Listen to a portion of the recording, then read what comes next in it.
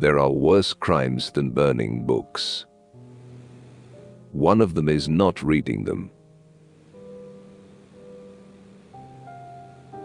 The surest defense against evil is extreme individualism, originality of thinking, whimsicality, even, if you will, eccentricity. For darkness restores what light cannot repair. Life, the way it really is a battle not between good and bad, but between bad and worse. Now to die of grief would mean, I'm afraid, to die belatedly, while latecomers are unwelcome, particularly in the future.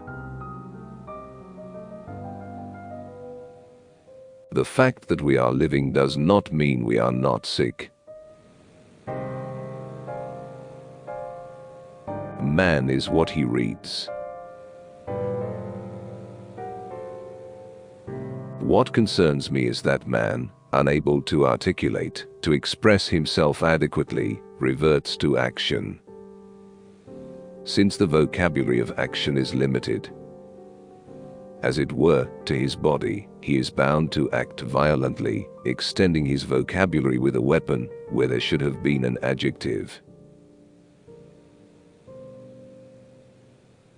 The eye identifies itself, not with the body it belongs to, but with the object of its attention.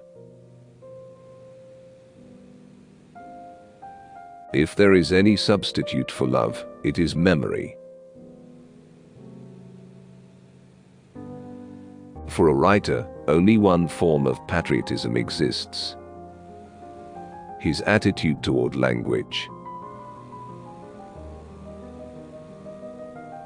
After all, it is hard to master both life and work equally well. So if you are bound to fake one of them, it had better be life. The longer you stay skeptical, doubtful, intellectually uncomfortable, the better it is for you.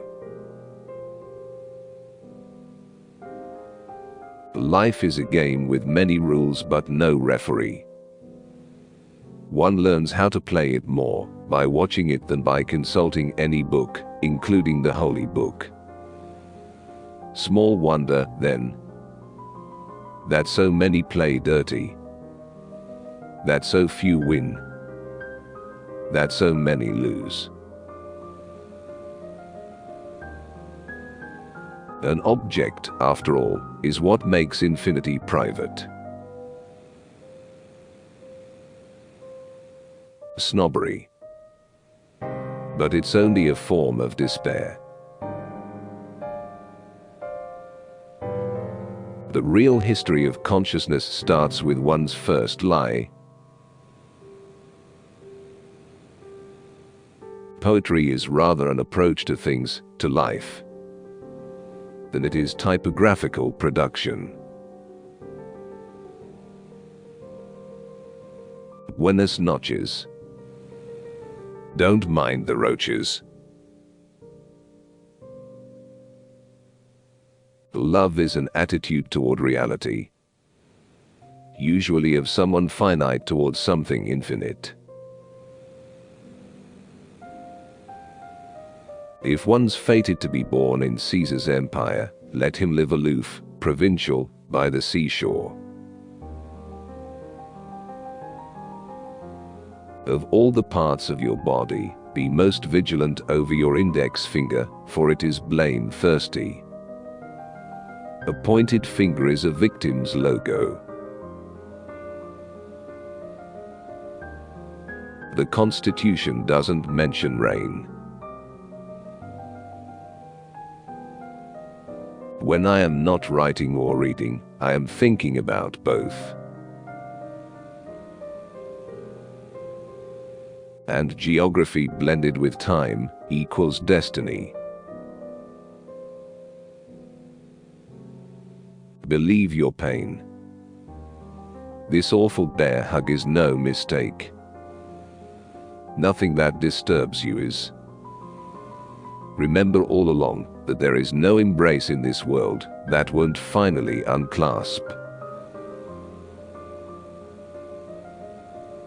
In the end, like the Almighty Himself, we make everything in our image, for want of a more reliable model. Our artifacts tell more about ourselves than our confessions. In the business of writing, what one accumulates is not expertise but uncertainties, which is but another name for craft. The accumulation of things not spelled out, not properly articulated, may result in neurosis. Bad literature is a form of treason.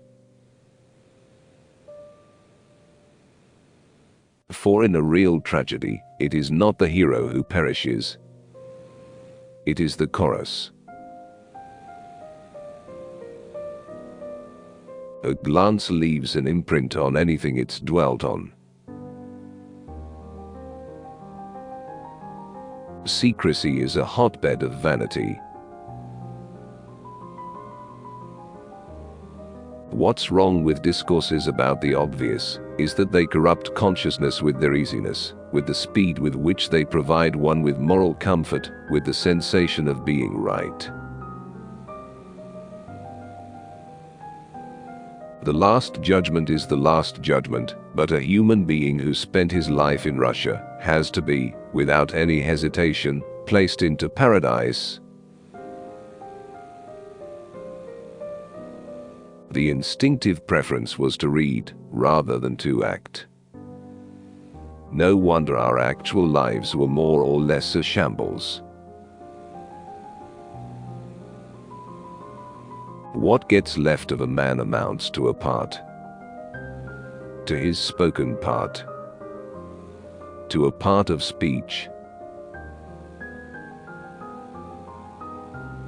What paradise and vacation have in common is that you have to pay for both, and the coin is your previous life.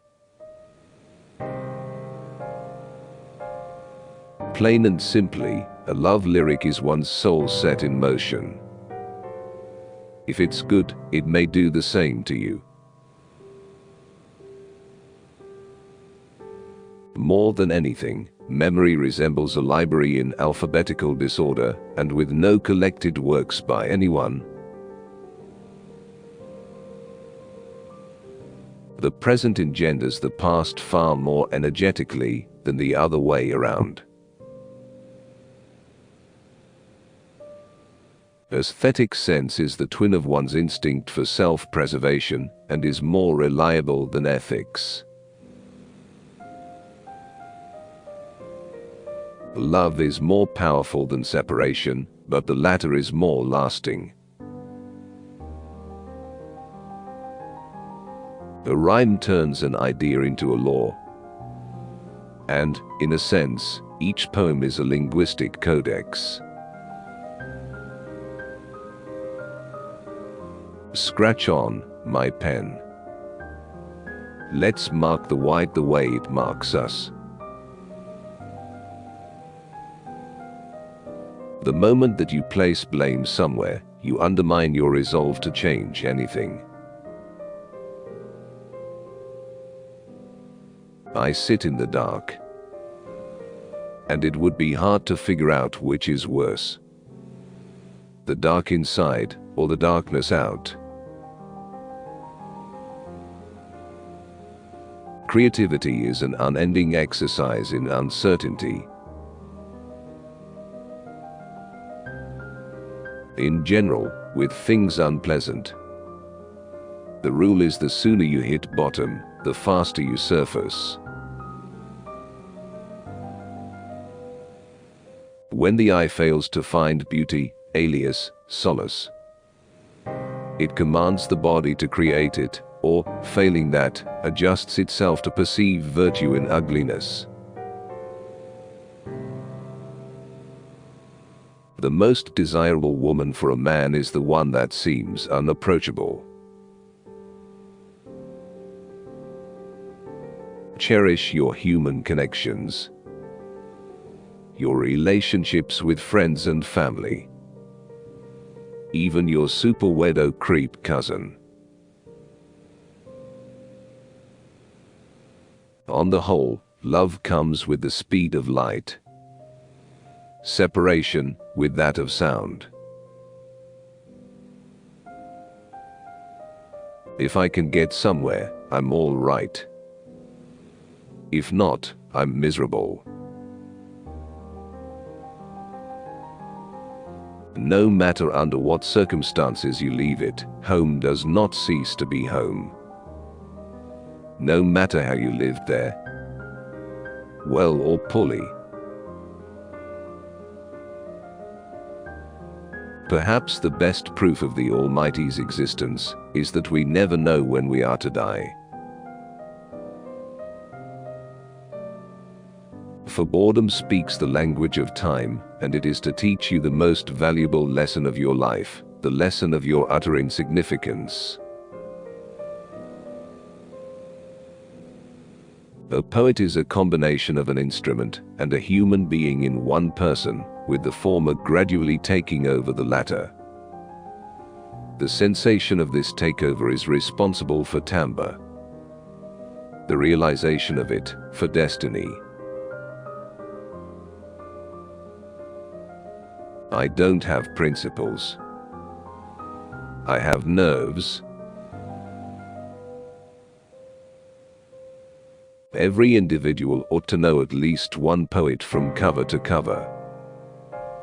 If not as a guide through the world, then as a yardstick for the language.